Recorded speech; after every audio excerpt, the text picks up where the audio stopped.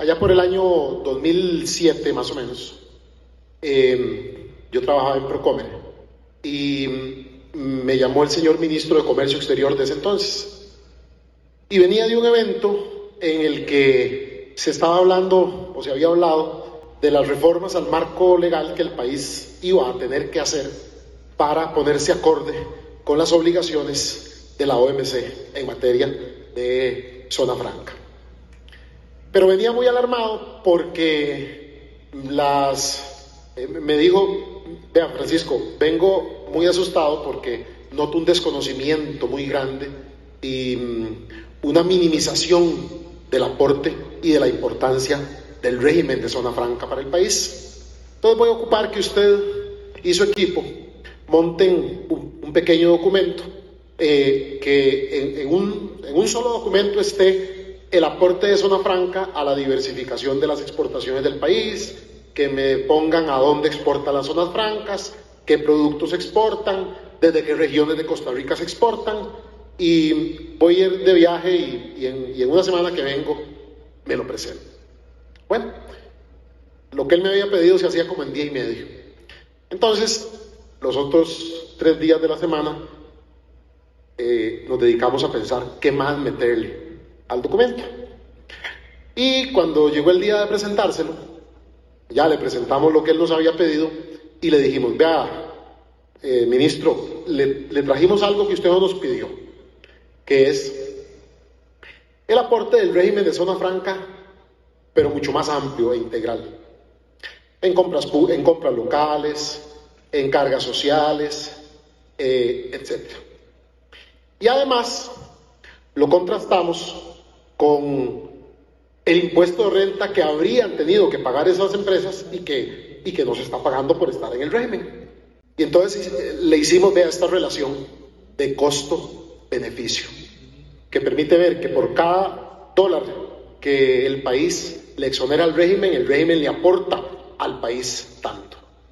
Y así nació la famosa relación de costo-beneficio del régimen de zona franca, que durante muchos años, creo que hasta la actualidad, Procomer ha estimado y ha calculado. Y es que definitivamente en ese momento urgía poner al régimen de zona franca y su aporte en su justa dimensión.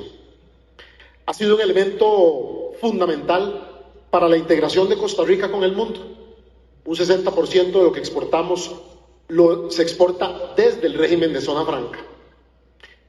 Y un 80% de la inversión extranjera directa que llega al país llega gracias al régimen de zona franca o llega a ubicarse en el régimen de zona franca, con todo lo que eso implica. Así que un régimen que nos ha ayudado a profundizar y fortalecer la inserción de Costa Rica al mundo para un país pequeño como nosotros es fundamental. Además, ha contribuido a sofisticar y diversificar la estructura productiva. Ha contribuido a brindar oportunidades de empleo y desarrollo y de manera muy destacada, como lo dijo la señora gerente de Procomer, a las mujeres. Desde el Gobierno de la República estamos absolutamente empeñados en mejorar el clima de negocios, a la inversión nacional y a la inversión extranjera, mucha de ella que se instala en el régimen de zona franca. Y hemos eliminado obstáculos y cuellos de botella que en uno de los paneles el señor viceministro del MEI va a profundizar con más detenimiento.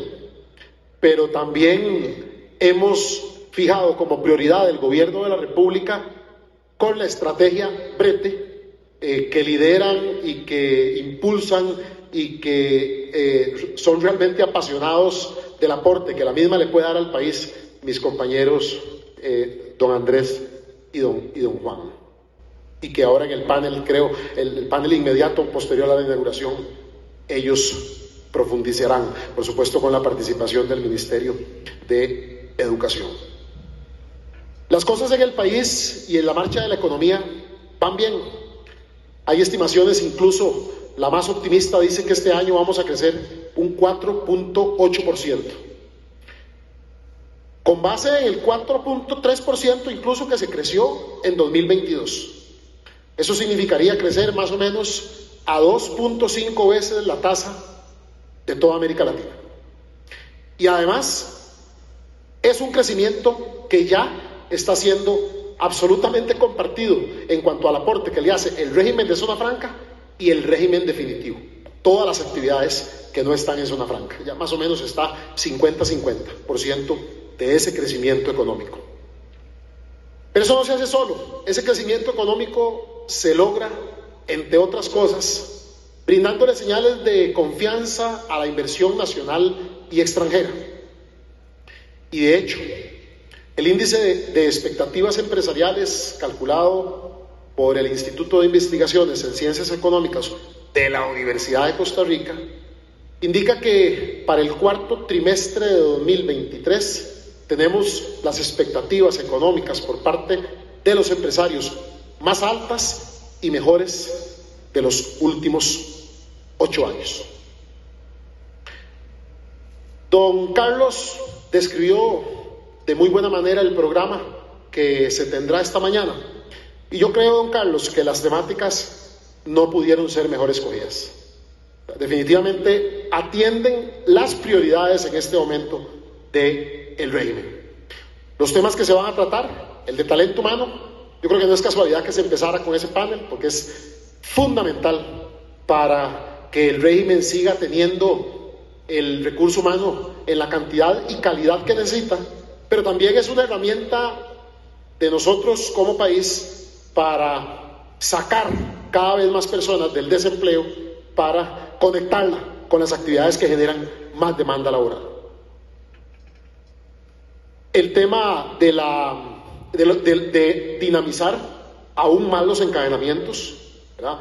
Ese panel es fundamental, ver cómo cada vez más empresas locales adquieren las capacidades para ser proveedoras sostenibles del régimen de zona franca.